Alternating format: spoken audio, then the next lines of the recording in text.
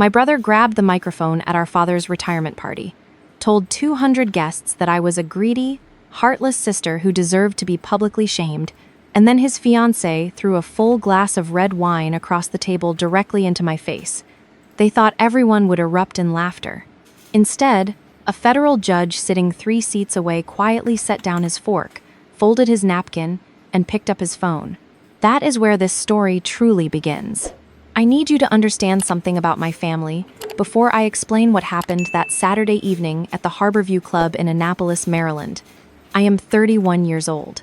I am a software engineer, and 4 years ago, I co-founded a cybersecurity startup that, after 2 rounds of funding and 1 very exhausting acquisition offer, I declined. Now employs 47 people. My name is the one on the lease, on the patents, on the line of credit, and on the deed to the property everyone in my family has decided belongs to them by birthright. That property is a 4-bedroom beach house on the Eastern Shore that I spent 3 years designing, financing, and furnishing entirely on my own. I called it the Inlet House. To my brother and his fiancée, it was simply referred to as the house we're getting. My brother is 34. He is charming in the way that a salesman is charming, which is to say that the warmth is real but the intention behind it is always transactional. He has a good laugh and a bad habit of confusing other people's generosity with his own merit. Growing up, I was the one who studied. He was the one who performed. Our parents, who are genuinely wonderful people and genuinely blind to this particular fault in him, believed for most of his life that he simply hadn't found his moment yet. They were still believing this when he was 28, and I was paying his phone bill. They were still believing it when he was 31, and I co-signed the lease on his apartment because his credit history was a crime scene. His fiancée, Renata, arrived in his life about 14 months ago. She was introduced at Thanksgiving as a lifestyle influencer and brand strategist. She had cheekbones that could cut glass and a smile that never reached her eyes. The first time I met her, she spent 40 minutes asking me questions about the Inlet House. Not about me, not about how I built a company from a spare bedroom and a maxed-out credit card. About the house, how many square feet, whether the primary suite had an ocean view, how far the dock extended, whether I used it year-round or just in the summer. I answered politely and filed the conversation away in the part of my brain that handles risk assessment, which is, occupationally, a very active part of my brain. 3 months after Thanksgiving, my brother called me and said he and Renata were getting engaged. I congratulated him. I meant it. I hoped, genuinely, that she made him happy and that I was wrong about the look in her eyes. I was not wrong. The requests began 6 weeks after the engagement announcement, and they began exactly the way my brother always begins things: sideways, casual, deniable. He texted me a photo of a honeymoon itinerary. 2 weeks on the Eastern Shore. Very low-key. Do you think we could use the house? I texted back immediately. Of course. Just let me know the dates, and I'll make sure the property manager has everything ready. He responded with a row of heart emojis, and that, I thought, was that. It was not that.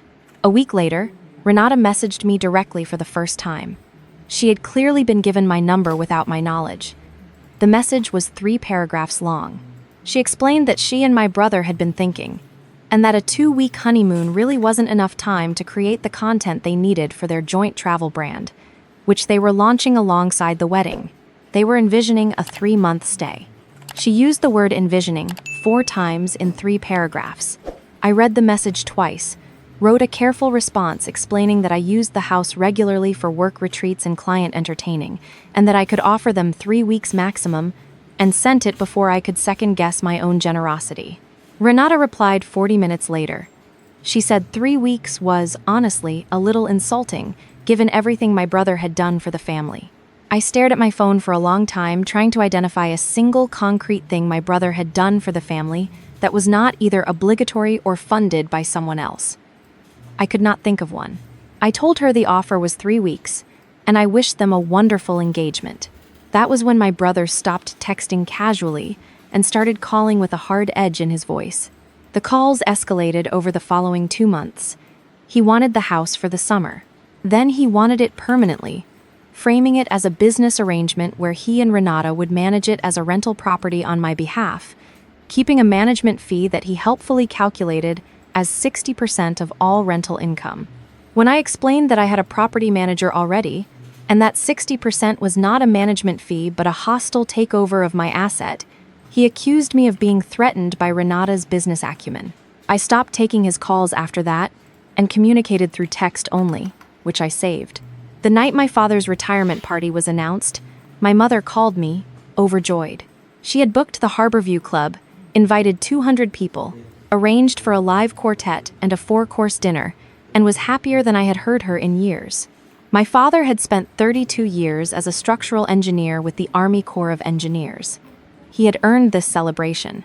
I told her I would be there and that I was proud of our father, and I meant every word. What my mother did not tell me, and what I only discovered when I arrived and saw the seating chart, was that she had seated me directly next to my brother and Renata. She had done this because she wanted, in her words, everyone to just get along for one night. She had also done this without knowing the full extent of what had been happening between us, because I had not told her. I had been protecting her from it. I should not have done that. The dinner was beautiful for exactly 45 minutes. The quartet played Sinatra. The food was impeccable. My father gave a speech about service and humility that made half the room tear up, and I sat there genuinely moved, my hand on his arm, feeling the kind of quiet pride that doesn't need an audience. My father's oldest colleague, retired federal judge Harold Merritt, was sitting 3 seats to my left at the head table. He was 72, silver-haired, and had the bearing of a man who had presided over 1,000 rooms more chaotic than this one.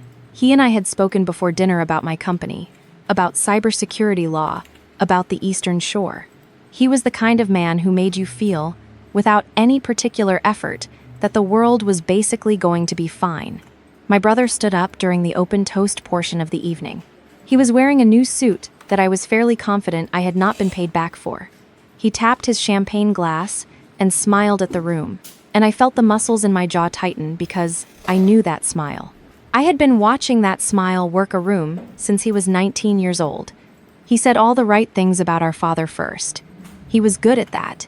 He built the audience up, told a funny story about a camping trip, had everyone warm and laughing, and then he pivoted, and I felt it coming the way you feel a drop in air pressure before a storm.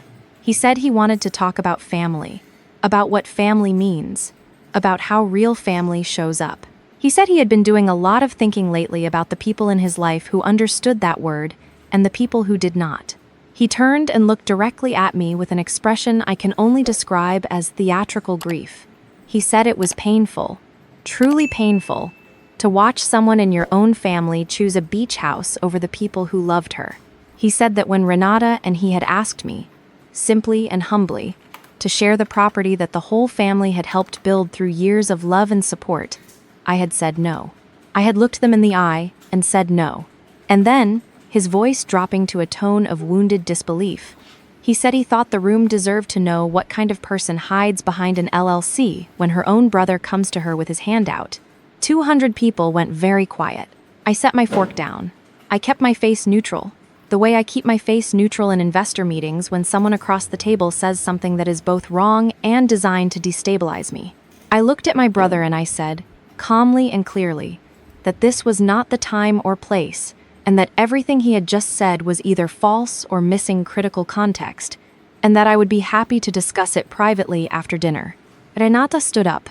She reached across the table, picked up her full glass of Cabernet, and threw it at my face. The sound it made was a flat, ugly splash. The glass hit the edge of the table first and shattered. The wine was cold and hit me like a slap, running down my forehead, soaking my hair, saturating the front of the ivory blouse I had bought specifically for this evening. I sat there for 1 full second, completely still, the way your body goes still before it decides what to do next. My vision red-tinted, wine dripping off my chin onto the white tablecloth. Renata said very clearly, into the silence, "There. Now you can afford to share something." My mother made a sound I had never heard her make before. My father pushed his chair back so hard it nearly fell. The quartet stopped playing. And then Harold Merritt put down his fork. He did not raise his voice. He did not stand immediately. He first looked at Renata with an expression that, as a lifelong observer of human behavior, I can only describe as a man confirming something he already suspected. Then he stood, and the room reoriented itself around him the way rooms do around people who carry genuine authority rather than performed authority. He said, "Young lady, you have just committed criminal assault in front of a retired federal judge, a state senator, and no fewer than 4 active members of the Maryland bar." "I would sit down," Renata laughed. It was a short, sharp, contemptuous sound. She said he was a retired judge at a dinner party, and he had no authority here. He reached into his jacket pocket and placed his phone on the table with the calm precision of a man who has never needed to raise his voice to be taken seriously, and he said, "I have authority to use this phone, and I have the number of the precinct commander, the state's attorney, and a personal friendship with the sitting chief judge of the circuit court, so I will ask again, sit down." No one laughed. My brother, who had been standing with his chest forward and his jaw set, was staring at Harold. The posture deflated like air going out of something. He looked at Renata. She was still standing, but the performance was over. The smirk had dropped, and in its place was something calculating and cold, a rapid private reassessment of the room. A hotel staff member appeared at my elbow with a white cloth napkin and what I recognized as genuine professional distress. I pressed it to my face. My father had crossed to me and was standing behind my chair with his hand on my shoulder. He did not say anything. He did not have to. Harold came around the table and crouched to my eye level. He had kind eyes behind his glasses, and in that moment they were full of a controlled fury that was entirely on my behalf. He said quietly, "Are you hurt? Your eye, from the glass." I touched the corner of my eye where a small cut had opened from a shard. "It's minor," I said. My voice was steadier than I expected. "It's not minor in the legal sense," he said. "That's bodily injury. We are going to document this properly. Do you have a lawyer?" I said I had a corporate attorney but not a personal one. He said, "You do now. Give me 10 minutes." He went to the far end of the room and made phone calls in a low, deliberate voice. My brother and Renata were still at the table. She had sat down. My mother had gone to my father's empty seat and was crying very quietly. My brother had the expression of a man who had planned a controlled demolition and watched it detonate in the wrong direction. I excused myself to the restroom to clean my face and look at the cut and give my hands a private moment to shake before I made them stop. What I felt standing at that marble sink was not humiliation. Humiliation is passive. What I felt was structural clarity. I have spent 4 years building something, a company, a reputation, a life that I constructed brick by brick, from nothing but a good idea and an extraordinary tolerance for hard work. My brother and Renata had looked at all of that and seen not something I had earned, but something they were owed. They had decided that my success was a family resource they were entitled to extract, and when I had declined to be extracted, they had turned the extraction public. They had planned this evening. They had planned the toast, planned the escalation, planned the wine. I was certain of it looking at myself in that mirror, wine still faint in my hairline. This was not a spontaneous outburst. This was a strategy. I dried my face and went back into the room. Harold met me at the door. He had made 3 calls. A police report would be filed tonight. A photographer on staff had captured the moment on the event camera, and the hotel manager, who had witnessed everything and was deeply unhappy about the liability implications for his establishment, had already agreed to provide a full written statement. Harold handed me a card for an attorney named Diane, a former federal prosecutor who now ran a private practice in Annapolis. He said she was expecting my call on Monday morning. He said, "Don't talk to your brother tonight. Don't let him apologize to you tonight, because an apology tonight is just damage control. Whatever he says, say nothing and let me do the talking." I nodded and said, "Thank you, Harold." He said, "Don't thank me yet. Thank me when this is done." My brother tried to approach me twice before the police arrived. The first time, Harold simply stepped between us without a word. The second time, Renata grabbed my brother's sleeve and whispered something to him, and he stopped. The police took statements from Harold, from the hotel manager, from two guests who had been seated at the adjacent table, and from me. They photographed my blouse, my eye, and the broken glass that had already been bagged by a very efficient police officer who seemed to have attended many of these events. Renata was issued a citation for misdemeanor assault. She signed it with the look of someone who considered legal paperwork a minor administrative inconvenience. My brother drove her home.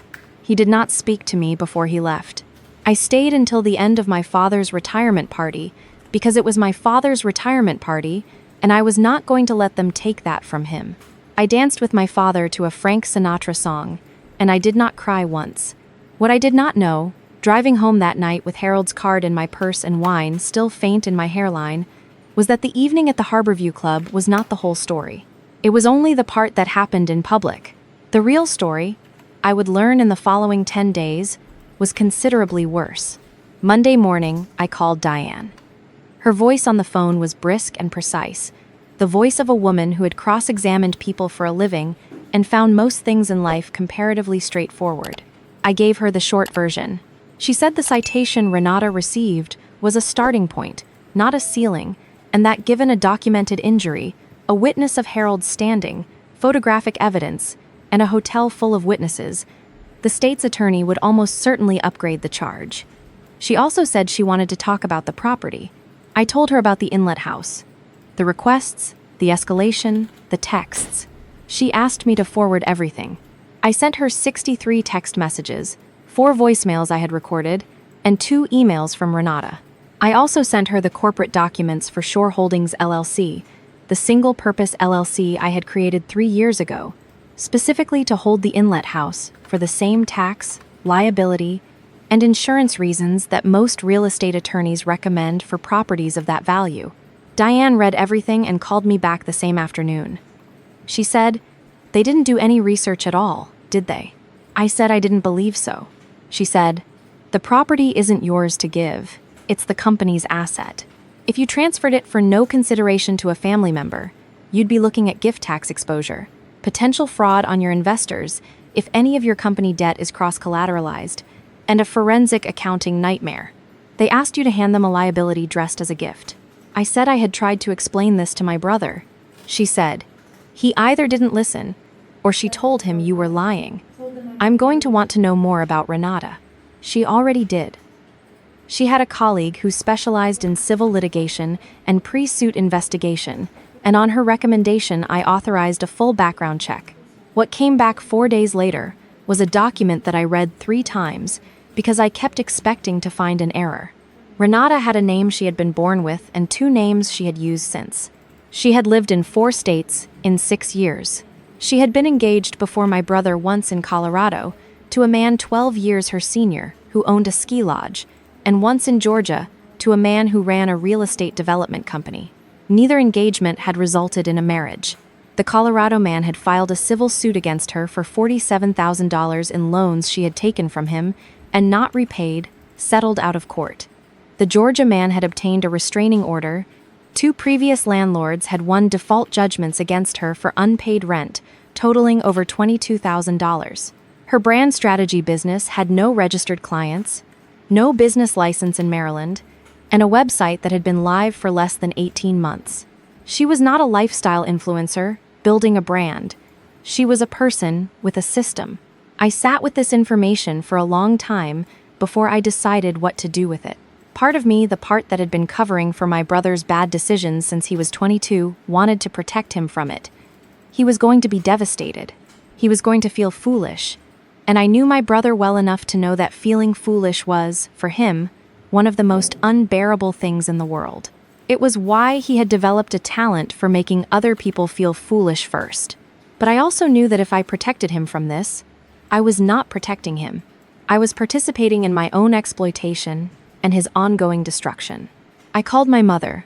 I told her I needed to come over, and that I needed her to make sure my father was home, and that my brother and Renata were not.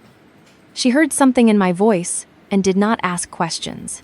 She just said, "Come for dinner Tuesday." I came for dinner Tuesday. I brought 2 things, the investigator's report and a plate of brownies, because my mother always needed something to do with her hands, in hard conversations, and making coffee helped. I let my parents read the report at the kitchen table while the coffee brewed. My father read silently, his face going through 3 distinct phases: confusion, comprehension, anger. My mother read over his shoulder and pressed one hand flat against the table as she reached the section about the Colorado restraining order, the way you put a hand down when you feel the ground moving. My father said, "Does your brother know any of this?" I said I didn't believe so. He said, "She told him the Colorado man was an unstable ex who had harassed her. He told your mother and me." We believed it. My mother said nothing. She got up and poured the coffee and came back to the table and set the cups down and said, very quietly, "We brought her into this family." I said, "You didn't know. She's very practiced." My father looked at me across the table. He had the eyes of a structural engineer, a man who spent his life identifying the point at which stress becomes fracture. He said, "How bad is the legal situation for your brother?" I told him about the charge against Renata. I told him that Diane was pushing for the state's attorney to upgrade it. I told him that the texts asking me to hand over a corporate asset were being reviewed for potential extortion framing, and that the evening's events had been documented by Harold in a formal written statement. My father said, "Harold Merritt." I said, "Yes." My father was quiet for a moment. Then he said, "I've known Harold for 28 years. If he put his name on a statement, your brother's situation is very serious." We called my brother that evening. My father made the call, which was the right choice. My brother arrived 40 minutes later. He did not bring Renata, which told me my father had been specific on the phone. He looked terrible. He had not been sleeping. He sat down at the kitchen table, and he looked at me with the eyes of someone who had been rehearsing an argument for days and had just realized the argument was not going to work. He said, "I didn't know she was going to throw the wine." I said, "I believe you." He looked surprised. I think he had been expecting a war and was momentarily disoriented by the absence of one. I said, "I believe she escalated beyond what you planned. I also believe you planned the toast. I believe you intended to publicly pressure me into giving you the property. I believe that was her idea, and you agreed to it. What I need to know is whether you are going to keep agreeing to her ideas or whether you are going to deal with reality." My father slid the investigator's report across the table. My brother looked at it for a long moment without touching it. Then he picked it up and he read it, and I watched his face do something I had never seen it do before. Not anger, not defensiveness, just a slow, complete collapse of a story he had been telling himself. The story where he was the charming one who had finally found the right partner to unlock his potential. The story where I was the obstacle. The story where taking from me was just evening a score that the universe had unfairly drawn.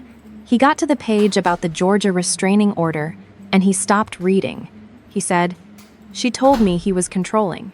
My father said, "She told you what she needed to tell you." My brother put the report down. He didn't say anything for a long time.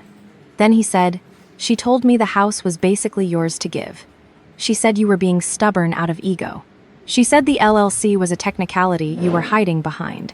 I said, "If I had given you that property, I would have triggered a federal gift tax event, violated my fiduciary duty to Shore Holdings, and potentially exposed my company's balance sheet to a liability review. The LLC is not a technicality. It's the structure I was advised to create by a real estate attorney specifically to protect that asset." My brother said nothing. My mother said, "She knew that, didn't she? She knew you couldn't give it away."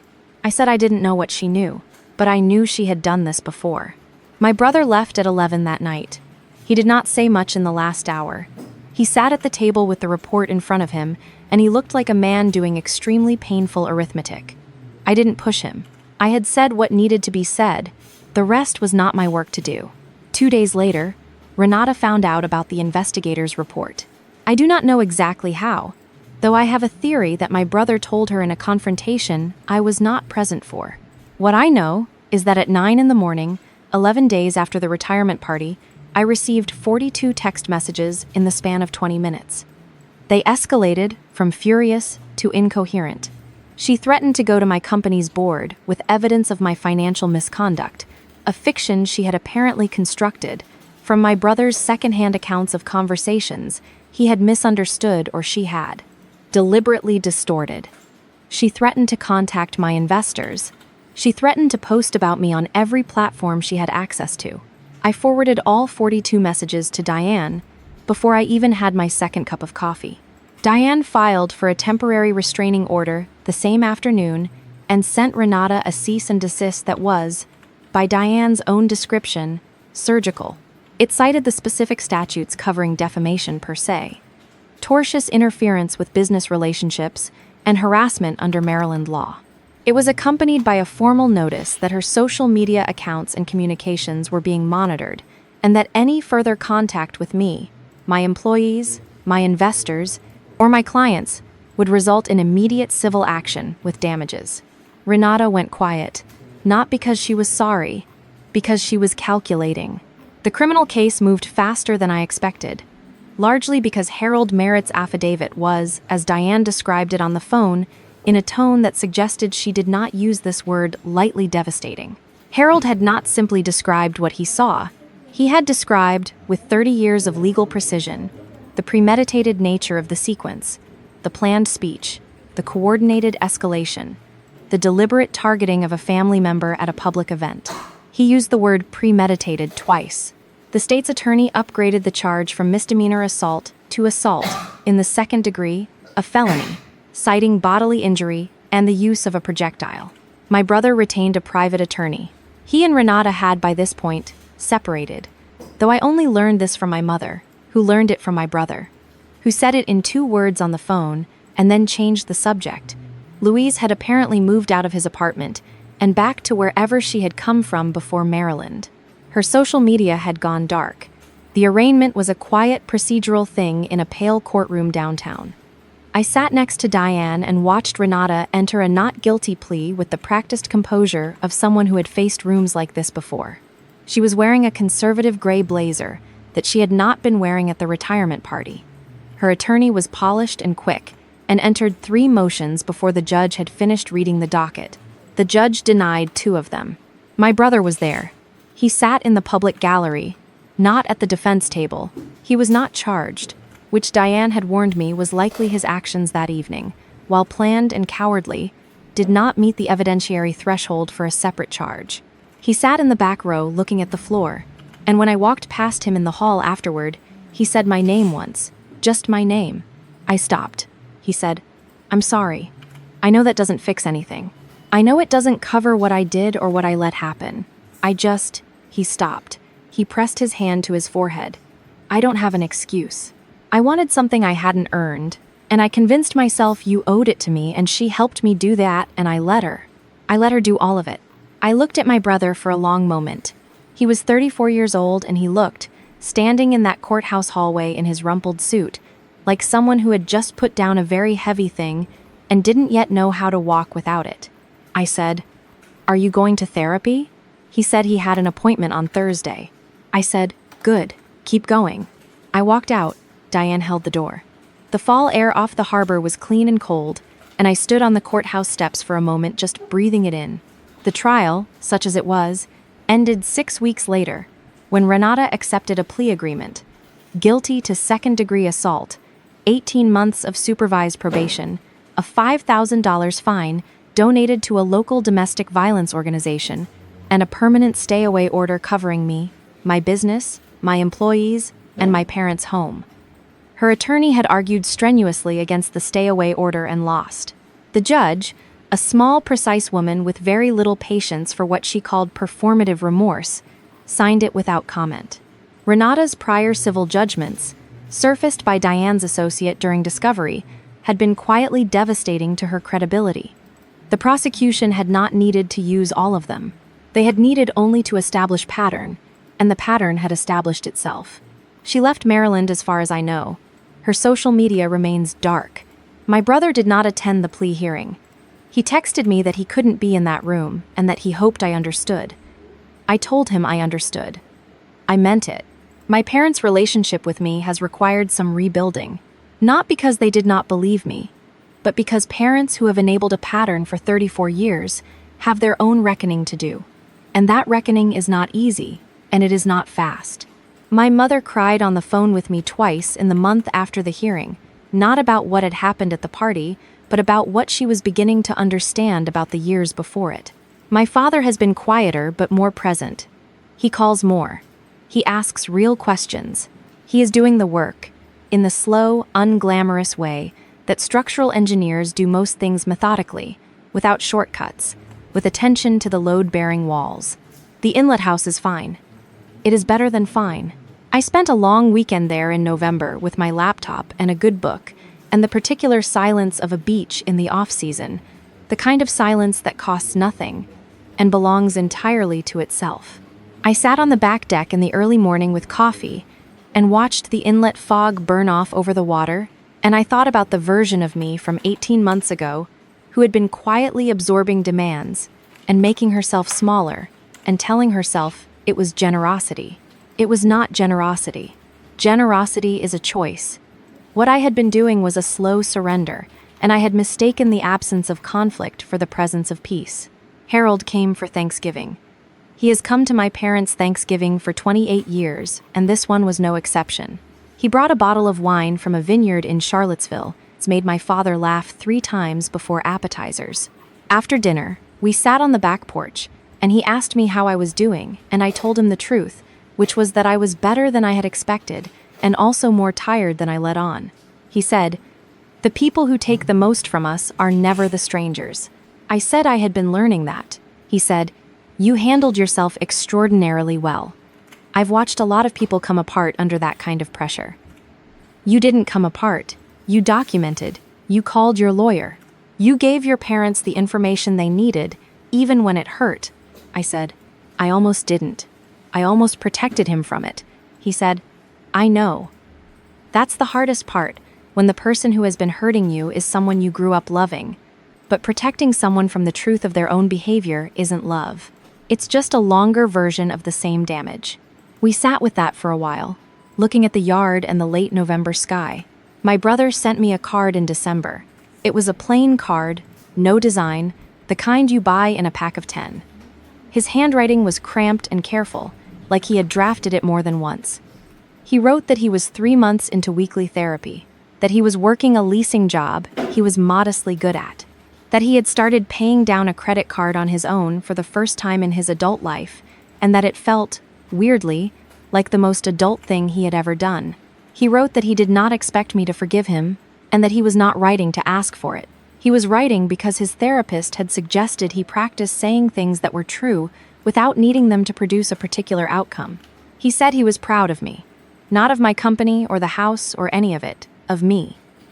He said he had spent so long resenting what I had built that he had never once stopped to notice the person who built it. He said he was sorry for that most of all.